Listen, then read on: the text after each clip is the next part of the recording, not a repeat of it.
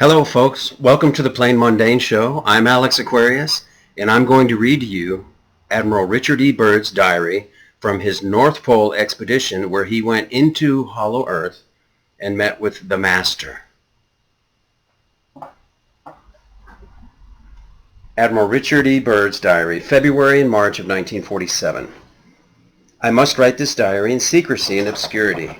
It concerns my Arctic flight of the 19th day of February in the year of 1947. There comes a time when the rationality of men must fade into insignificance and one must accept the inevitability of the truth. I am not at liberty to disclose the following documentation at this writing. Perhaps it shall never see the light of public scrutiny, but I must do my duty and record here for all to read one day. In a world of greed and exploitation of certain of mankind, I can no longer suppress that which is truth. Flight log, base camp, Arctic, February 19th, 1947, 6 o'clock.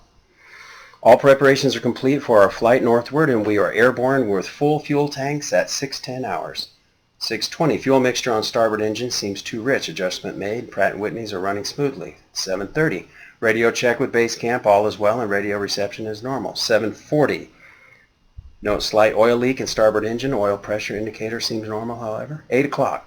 Slight turbulence noted from easterly direction. Altitude of 2,321 feet. Correction to 1,700 feet. No further turbulence, but tailwind increases. Slight adjustment in throttle controls. Aircraft forming very well now. 8:15. Radio check with base camp. Situation normal. 8:30. Turbulence encountered again. Increased altitude to 2,900 feet. Smooth flight conditions again. 9:10. Vast ice and snow below. Note coloration of yellowish nature and disperse in a linear pattern, altering course for a better examination of this color pattern below. Note reddish or purple color also. Circle this area 2 full turns and return to assigned compass heading. Position check made again to base camp and relay information concerning coloration in the ice and snow below. 9:10. Both magnetic and gyro compasses beginning to gyrate and wobble. We are unable to hold our heading by instrumentation. Take bearing with sun compass. Yet all seems well. The controls are seemingly slow to respond and I have sluggish quality, but there is no indication of icing. 9:15. In the distance is what appears to be mountains.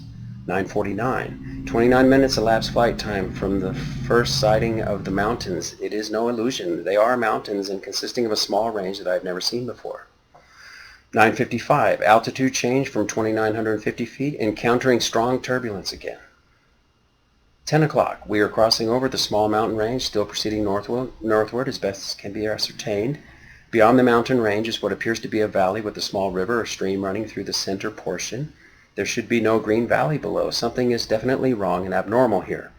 We should be over ice and snow. To the port side are great forests growing on the mountain slopes. Our navigation instruments are still spinning. The gyroscope is oscillating back and forth. 10:05. I alter altitude to 1,400 feet and execute a sharp left turn to better examine the valley below. It is green with either moss or a type of tight-knit grass. The light here seems different. I cannot see the sun anymore. We make another left turn and we spot what seems to be a large animal of some kind below us. It appears to be an elephant. No, it looks like a mammoth. This is incredible, yet there it is. Decrease altitude to 1,000 feet. And take binoculars to better examine the animal. It is confirmed. It is definitely a mammoth-like animal. Report this to base camp. 10:30. Encountering more rolling green hills now. The external temperature indicator reads 74 degrees Fahrenheit. Continuing on our heading now. Navigation instruments seem normal now. I am puzzled over their actions. Attempt to contact base camp. Radio is not functioning. 11:30. Countryside below is more level and normal, if I may use that word. Ahead we spot what seems to be a city. This is impossible. Aircraft seems light and oddly buoyant. The controls refuse to respond. My God. Off our port and starboard wings are a strange type of aircraft. They are closing rapidly alongside. They are disc-shaped and have a radiant quality to them. They are close enough now to see the markings on them. It is a type of swastika. This is fantastic. Where are we? What has happened? I tug at the controls again. They will not respond. We are caught in an invisible vice grip of some type. 11:35. Our radio crackles and a voice comes through in English with what perhaps is a slight Nordic or Germanic accent. The message is, "Welcome, Admiral, to our domain. We shall land you in exactly 7 minutes. Relax, Admiral. You are in good hands." I note the engines of our plane have stopped running. The aircraft is under some strange control and is now turning itself. The controls are useless. 11:40. Another radio message received. We begin the landing process now, and in moments the plane shudders slightly and begins to descend as though caught in some great unseen elevator. The downward motion is negligible, and we touch down with only a slight jolt. 11:45. I am making a hasty last entry in the flight log. Several men are approaching on foot toward our aircraft. They are tall with blonde hair. In the distance is a large shimmering city pulsating with rainbow hues of color. I do not know what is going to happen now, but I see no signs of weapons on these approaching. I hear now a voice ordering me by name to open the cargo door. I comply. End log. From this point, I write all of the following events here from memory. It defies the imagination and would seem all but madness if it had not happened. The radio man and I are taken from the aircraft, and we are received in a most cordial manner. We are then boarded on a small platform-like conveyance with no wheels. It moves us toward the glowing city with great swiftness. As we approach, the city seems to be made of a crystal material. Soon we arrive at a large building that is a type I have never seen before. It appears to be right out of the design board of Frank Lloyd Wright, or perhaps more correctly, out of a Buck Rogers setting. We are given some type of warm beverage which tasted like nothing I have ever savored before. It is delicious. After about 10 minutes, two of our wondrous appearing hosts come to our quarters and announce that I am to accompany them. I have no choice but to comply. I leave my radio man behind, and we walk a short distance and enter into what seems to be an elevator. We descend downward for some moments. The machine stops and the door lifts silently upward. We then proceed down a long hallway that is lit by a rose-colored light that seems to be emanating from the very walls themselves. One of the beings motions for us to stop before a great door. Over the door is an inscription that I cannot read. The great door slides noiselessly open, and I am beckoned to enter. One of my hosts speaks. Have no fear, Admiral. You are to have an audience with the Master. I step inside, and my eyes adjust to the beautiful coloration that seems to be filling the room completely. Then I begin to see my surroundings. What greeted my eyes is the most beautiful sight of my entire existence. It is in fact too beautiful and wondrous to describe. It is exquisite and delicate. I do not think there exists a human term that can describe in detail with justice. My thoughts are interrupted in a cordial manner by a warm, rich voice and melodious quality. I bid you welcome to our domain, Admiral. I see a man with delicate features and with the etching of years upon his face. He is seated at a long table. He motions me to sit down in one of the chairs. After I am seated, he places his fingertips together and smiles. He speaks softly again and conveys the following. We have let you enter here because you are of notable character and well known on the surface world, Admiral. Surface world, I half gasped under my breath. Yes, the Master replies with a smile. You are in the domain of the Arianni, the inner world of the earth. We shall not long delay your mission, and you will be safely escorted back to the surface, and for a distance beyond. But now, Admiral, I shall tell you why you have been summoned here. Our interest rightly begins right after your race exploded the first atomic bombs over Hiroshima and Nagasaki, Japan. It was at that alarming time that we sent our flying machines, the Flügelrads, to your surface world to investigate what your race had done. That is, of course, past history now, my dear Admiral, but I must continue on. You see, we have never interfaced before in your race's wars and barbarity, but now we must. For you have learned to tamper with a certain power that is not for man, namely that of atomic energy.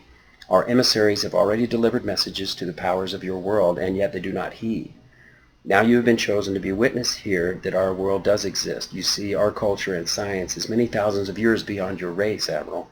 I interrupted. But what does this have to do with me, sir? The Master's eyes seemed to penetrate deeply into my mind, and after studying me for a few moments, he replied, Your race has now reached the point of no return, for there are those among us who would destroy your very world rather than relinquish their power as they know it. I nodded, and the Master continued. In 1945 and afterward, we tried to contact your race, but efforts were met with hostility. Our Flügelrads were fired upon. Yes, even pursued with malice and animosity by your fighter planes. And now I say to you, my son, there is a great storm gathering in your world, a black fury that will not spend itself for many years. There will be no answer in your arms. There will be no safety in your science. It may rage on until every flower of your culture is trampled, and all human things are leveled in vast chaos. Your recent war was only a prelude of what is yet to come for your race. We here see it more clearly with each hour. Do you say I am mistaken? No, I answered. It happened once before. The Dark Ages came, and they lasted for more than 500 years. Yes, my son, replied the master, the Dark Ages will come now, for your race will cover the earth like a pall. But I believe that some of your race will live through the storm. Beyond that, I cannot say. We see it at a great distance, a new world stirring from the ruins of your race, seeking its lost and legendary treasures, and they will be here, my son, safe in our keeping. When that time arrives, we shall come forward again to help revive your culture and your race. Perhaps by then, you will have learned the futility of war and its strife, and after that time, certain of your culture and science will be returned for your race to begin anew. You, my son, are to return to the surface world with this message. With these closing words, our meeting seemed at an end. I stood for a moment as in a dream, but yet I knew it was reality. And for some strange reason, I bowed slightly, either out of respect or humility, I do not know which. Suddenly, I was again aware that the two beautiful hosts who had brought me here were again at my side. This way, Admiral, motioned one. I turned once more before leaving and looked back toward the master. A gentle smile was etched on his delicate and ancient face. Farewell, my son, he spoke. Then he gestured with a lovely slender hand, a motion of peace, and our meeting was truly ended. Quickly, we walked back through the great door of the master's chamber and once again entered into the elevator. The door slid silently downward, and we were at once going upward. One of my hosts spoke again. We must now make haste, Admiral, as the master desires to delay you no longer on your scheduled timetable, and you must return with this message to your race. I said nothing.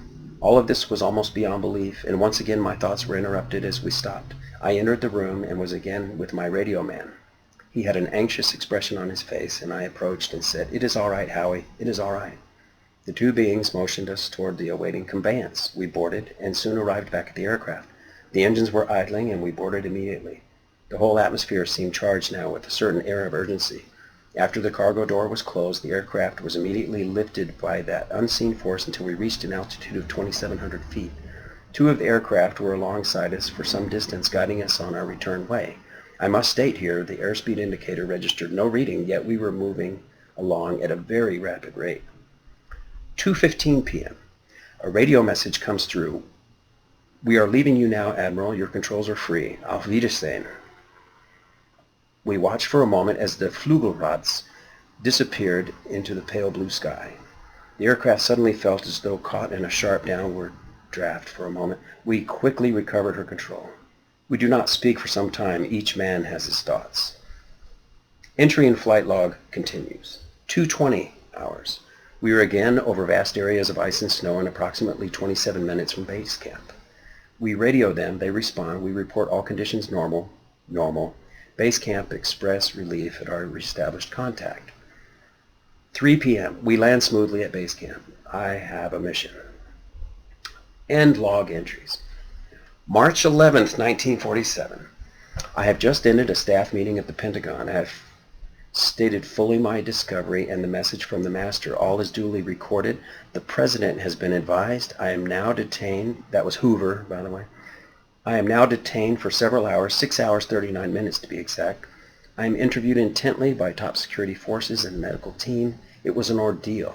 I am placed under strict control via national security provisions of this United States of America. I am ordered to remain silent in regard to all that I have learned on behalf of humanity. Incredible! I am reminded that I am a military man and I must obey orders.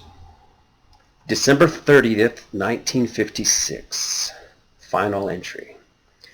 These last few years elapsed since 1947 have not been kind. I now make my final entry in this singular diary. In closing, I must state that I have faithfully kept this matter secret as directed all these years. It has been completely against my values of moral right. Now I seem to sense the long night coming on, and this secret will not die with me. But as all truth shall, it will triumph, and so it shall. This can be the only hope for mankind. I have seen the truth, and it has quickened my spirit and has set me free. I have done my duty toward the monstrous military-industrial complex. Now the long night begins to approach, but there shall be no end, just as the long night of the Arctic ends. The brilliant sunshine of truth shall come again, and those who are of darkness shall fall in its light. For I have seen that land beyond the pole, that center of the great unknown. Admiral Richard E. Byrd, United States Navy, 24 December 1956. All right. Thank you for listening. Remember, Admiral Byrd was sent to both poles, both Arctic regions, Antarctic and Arctic, to try to discover if there was more uranium. That was the purpose, sent by Hoover. All right. Thanks for coming to the Plain Mundane Show. Please click like or subscribe, and I will see you next video. Ciao.